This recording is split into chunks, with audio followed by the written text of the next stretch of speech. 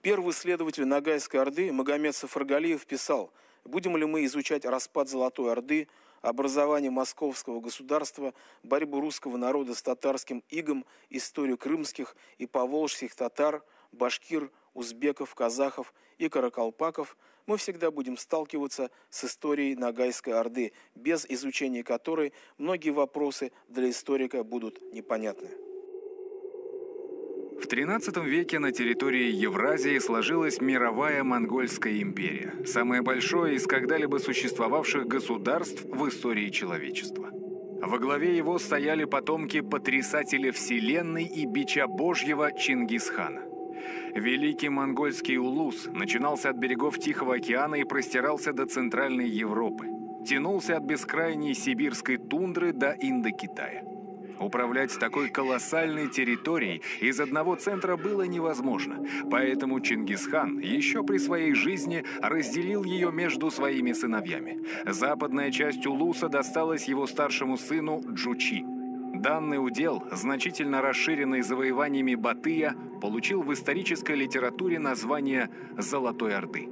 Эффективность управления столь обширными землями и столь воинственным населением зависела не столько от степени развитости институтов власти, сколько от личности правителя.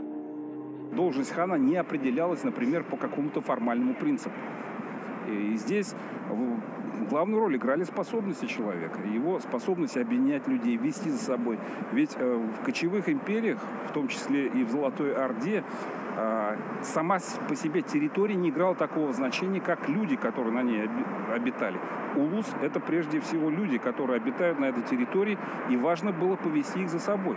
Это в оседлых империях, государствах существует мощная полицейская система, идеологическое воздействие, которое держит людей в узде. А в кочевых же обществах очень многое решается за счет авторитета человека. Первое сепаратное движение в Золотой Орде связано с именем Беклербека Нагая. Нагай, правнук Джучи хана, являлся Беклербеком, то есть главой правительства Золотой Орды в годы правления хана Менгу Тимура 1266-1282. Титул Беклербек буквально переводится как «бек беков», то есть «князь князей». Нагай приобрел огромное влияние в западной части Золотой Орды. Совершив ряд победоносных походов на балканские провинции Византийской империи, он вынудил императора Михаила Палеолога выдать за него свою дочь Ефросинью. Кроме того, он сделал своими вассалами царей Сербии и Болгарии, менял их по собственному усмотрению. В 1293 году войска Нагая под командованием темника Тудана, известные в русских летописях как Дюденева рать, совершили опустошительный поход на Русь. Столь подробное описание деятельности Беклербека Нагая обусловлено тем, что те тюрко-монгольские племена, составлявшие основу его армии, впоследствии стали известны как нагайцы. Правда, с этой точки зрения согласны далеко не все ученые. Однако лучшего объяснения они пока не привели.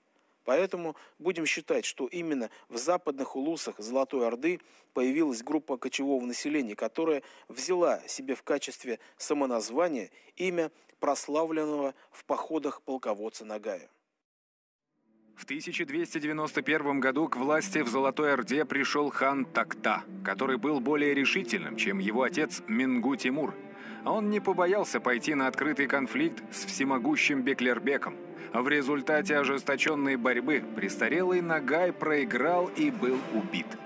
Преданная ему племенная группировка, именовавшая себя Нагаями, по всей видимости, была переселена по приказу хана Такты из Причерноморья на восток, в междуречье Волги и ее